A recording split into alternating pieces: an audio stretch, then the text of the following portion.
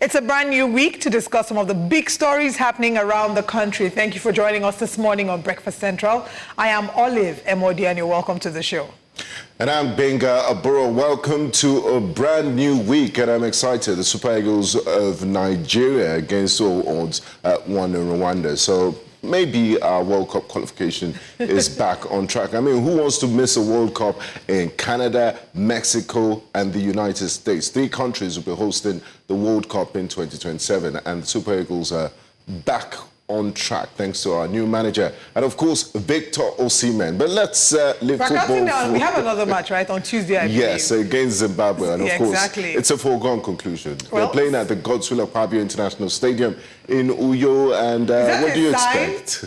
Since we are playing at the Godswill Akpabio International Stadium, we always win there. Akpabio has been in the news for not the best reasons. Do you think that will impact our chances? No, I hope not. I hope we win. We need all 3 points.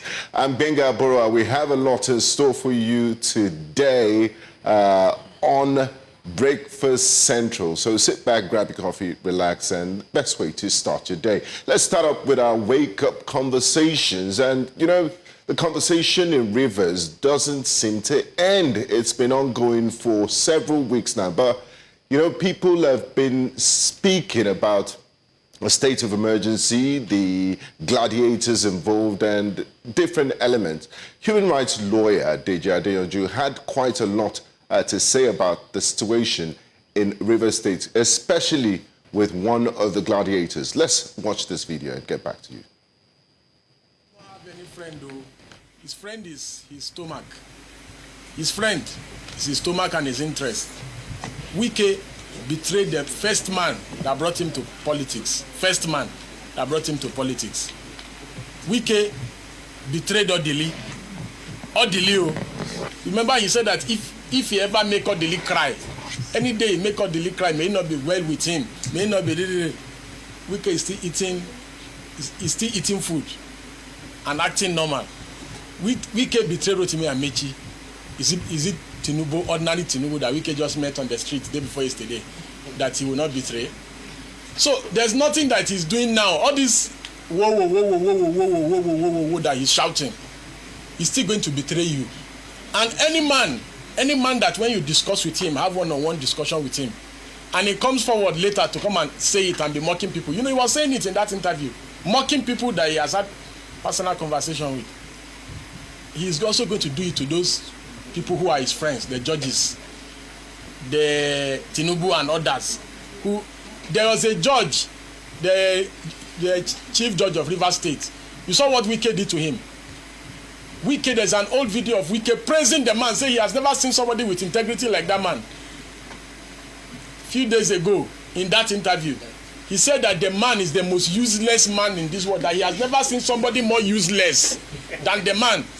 That the man is very corrupt. All because he has changed his position about that man. All of a sudden, because there's something he wants the man to do now that maybe the man is not agreeing to do. So that's yes and Wike for you. God forbid, 3 times. If peradventure anything were if there was even any suspicion of anything happened to President Tinubu, God forbid 3 times again, Wike will be the first person to switch allegiance to Kashim Shettima. In fact, he will do anything in this war, including licking Kashim Shettima's leg, just for power. Wike will do anything. And he's the most ambitious person you can ever see in this life. He's always plotting. He's always plotting.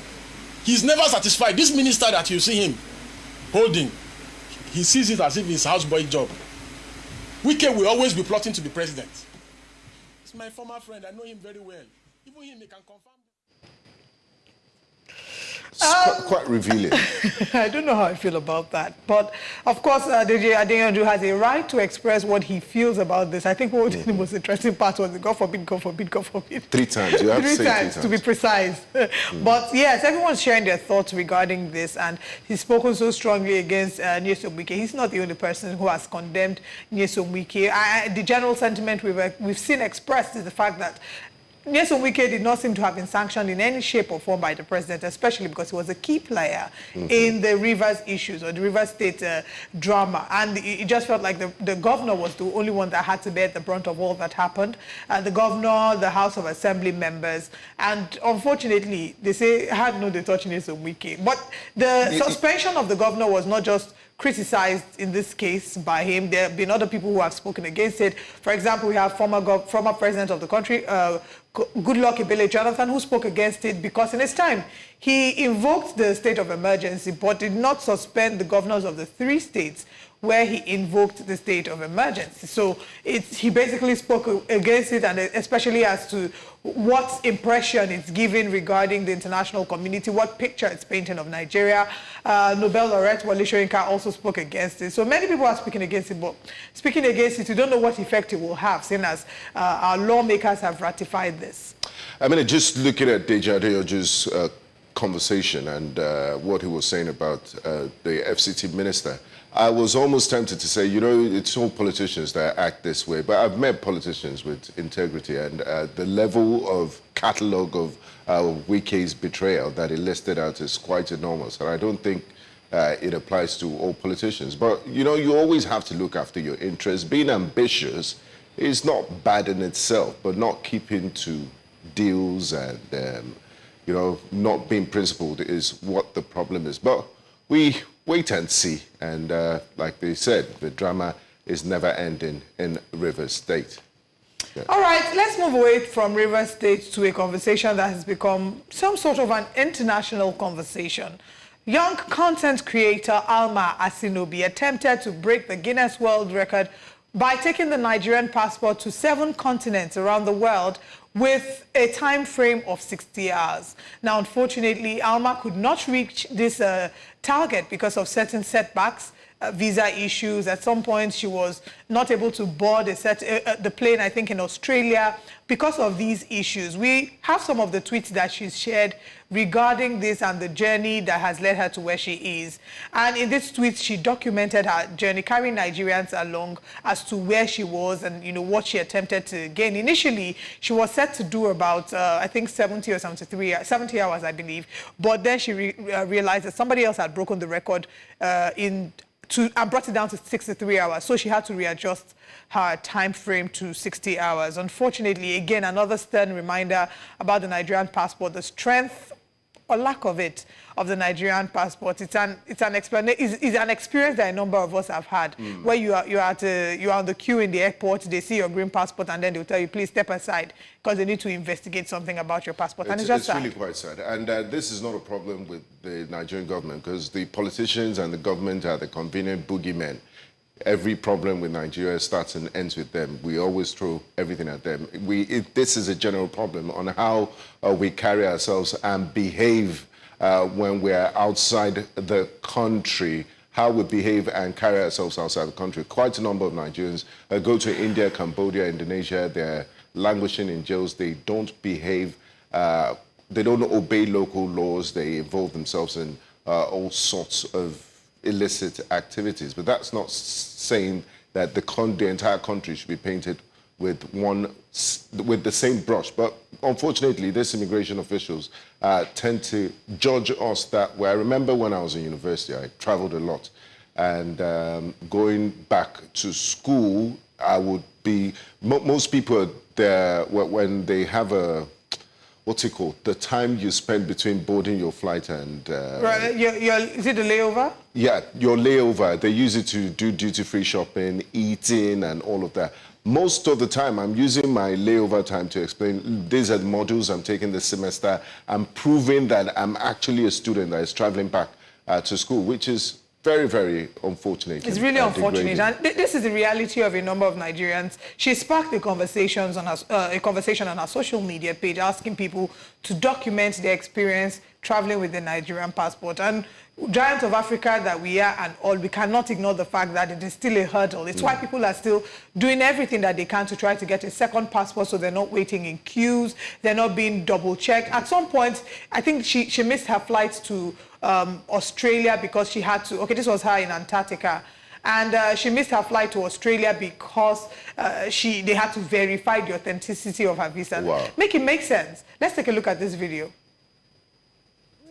7 continents in 70 hours with my Nigerian passport. I'm Alma Asinobi, I'm Nigerian, and I've traveled to over 30 countries across 5 continents, showing thousands of people how to travel the world regardless of the color of their passport. But now, I'm about to take it a step further and do something that's never been done with a Nigerian passport. In just a few days, I'll be attempting to break the Guinness World Record for the fastest time to visit all 7 continents. Yep, that's right. From the chilly remote corners of Antarctica all the way to Australia, stepping foot on every single continent in between. For years, I've traveled the world with one of the lowest ranking passports. I've seen beautiful places, but at what cost? Almost every trip has been a battle, a fight, a new mission. I faced visa rejections, waited weeks without my travel document, thousands of dollars spent on applications. But in all of these, I've continued chasing after the life I want. Because my dreams will not be limited by the color of my skin or the color of my passport. Prepare for departure, cross-check. For this record, the rules are strict. Right, there you have it. Alma Asinobi sharing with us her journey and her desire to break the Guinness World Record. And, you know, from that story, it reminded me of Martin Luther when he said, I have a dream that one day my children will no longer be judged by the color of their skin, but by the content of their character. And here in Nigeria, we have a dream that one day Nigerians will no longer be judged, but not just by the color of our skin, but also by the color, the greenness of our passports. You know, there's so many multiple layers. And congratulations to Alma in the first place for even attempting this. She made it to Greenland and a few places. Congratulations. You do better. She made it to all 7 continents. But Let's mention that. Time. Yes, she made it to all 7 continents. So congratulations to her for not throwing in the towel and saying, you know what, all these hurdles should stop me from being able to complete this. She completed this challenge, and also congratulations to Alma. It will take quite a lot of determination because the paperwork you have to do, and then the visa fees. We also need to have a conversation about that. If you're going to reject my visa, return my money. Please return my money. Exactly. The United States is talking about Guinness Book of Records. The United States is building its biggest ever consulate in Lagos, Eco Atlantic, as we speak. Which money do you think they're using to build that consulate? Of course, it's rejected visa fees and all of that. It's really, really sad and unfortunate. We should have that conversation about this is what the Ministry of Foreign Affairs should be discussing, and we should reciprocate. If you're going to reject X number of visas to Nigerians trying to travel, then, I mean, eye for an eye. Well, it's only fair. It might be good news to announce that Nigeria has ranked up or has taken one step further. We're ranked 91st, I believe, on the Henley Passport Index. We're ranked alongside Ethiopia and Myanmar, so I don't know what this will mean. So right now, what it means is that you can travel to Eritrea or Djibouti visa-free. So you might put that on your travel itinerary. Kudos to all the Nigerians who are constantly helping us to, you know, redefine what traveling means and continue to inspire us. And once again, from all of us here in Breakfast Central, we say well done and congratulations, Alma Asinobi. We hope that she can maybe retry this attempt and break it. But even if she never does, you know, attempts to retry it, she's done great. She's taken our passport to all the 7 continents in the world. Now let's come back home to Lagos. Lagos has been in the news recently, especially because the NYC core member had put us on blast saying that the state was smelling. She eventually had to retract that statement and apologize because of how the indigents of the state had taken this. They didn't take it quite lightly. But Lagos seems to reject it. You know, they've rejected the smelling claims and has affirmed a clean city, sharing what Lagos is doing to ensure that the city is actually a clean mega city, living up to its name. Right. Well, maybe you share with us what your thoughts are regarding Lagos. And they've shared projects and... Yes, Honorable Tokunbo Wahab, the Commissioner for Environment and Water Resources in Lagos State, has been doing quite a good job in sensitizing, and, you know, he's very active on social media, showing videos of defaulters. And they came up with this report. I think it's a 6-page report on ongoing efforts to make Lagos cleaner and also greener. You can see that on your screen, but people are still saying, look, my reality, you can do all of this, but my reality is different. Lagos is not smelling, he says. Lagos that are smelling. We know you're making efforts, but it doesn't stop the reality. And what you need to focus on is doing a holistic job at cleaning it and making examples out of people. You need mobile courts, you need serious enforcement, because quite frankly, a lot of people do these things because they feel there are no consequences. I don't know if you saw the video of the young man who was peeing on the road, and then there was a truck with water that decided to give him a proper bath, seeing as he's a dirty that's pig. good. I So love that. people were saying, "No, we need this in Lagos. We need to see situations where people are thoroughly made an example of on the spot. People who throw plastic out of the window whilst driving, you know, people who throw trash in the gutters whilst the rain is falling. All these people need to be made examples of." Citizens should also do their own part in shaming and naming these people that are trashing and doing things to destroy the environment. Because I do, for example, if you jump the queue and come to my front saying, "Oh, you are rushing, please," I can never. That is one of my pet peeves. What if the person is in labor? I would understand. But I mean, we also need. It's a collective effort. All right, these are the conversations that we have this morning. Speaking about smelling Lagos, maybe tomorrow we'll revisit the conversation about landlords, and not just the exorbitant rents, but those on the island that have to live with dirty water. A young man has been calling out his estate. He's said he's given them a deadline and said if they don't respond and fix the water situation, that he's going to name the estate. And maybe we should so start naming and shaming a number of these estates. He did update, and they restored the brown water a few hours later because of that threat. Imagine what is going through at that level. Pay millions of naira. At that social level. It's really sad. But this is the reality of a number of people here in Lagos, and our voice or our responsibility is to amplify the voices of the citizens.